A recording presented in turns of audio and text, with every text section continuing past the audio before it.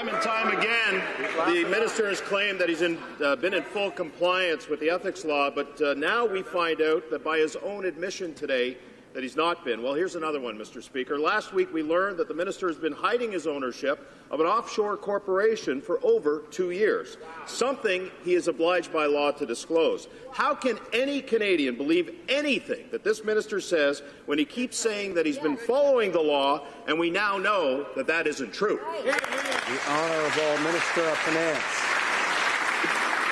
Mr. Speaker, I know the members opposite are familiar with the approach to declaring assets to the Ethics Commissioner, to getting the advice of the Ethics Commissioner, and to moving forward, and that's exactly the approach that I've taken.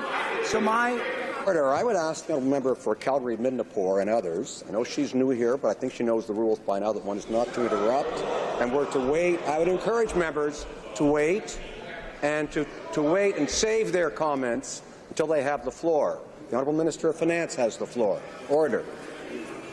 So my situation has been fully disclosed, and what I've now said this morning is that I'm actually going to go a step further, and that step further is, in my estimation, something that is necessary because of the distraction that this places at our feet at this moment. So putting in place a blind trust, making sure that I no longer, or not my family no longer has shares in Morneau, I think will help with the confidence allowing us to do our job.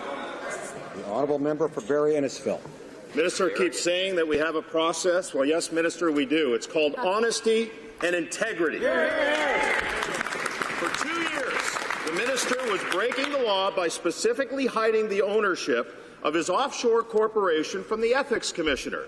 That's not called compliance. That's not called working with the Ethics Commissioner. It's called hiding from the Ethics Commissioner. When will the minister finally admit that he broke the law? The Honourable Minister of Finance. Mr. Speaker, to address the question directly, I disclosed all of my assets to the Ethics Commissioner at the time of discussing that with him. We did, in fact, find out later that there was one administrative error which was not substantive. So we've corrected that problem. What I will do on an ongoing basis is work with the annual process to make sure that we disclose everything to the Ethics Commissioner, which will help Canadians to have confidence. And what I know now is that I will ensure that I live by those very high standards, because that will allow me to get on with the work that we want to do to improve the lives of Canadians. The Honourable Member for... We did, in fact, find out later that there was one administrative error which was not substantive.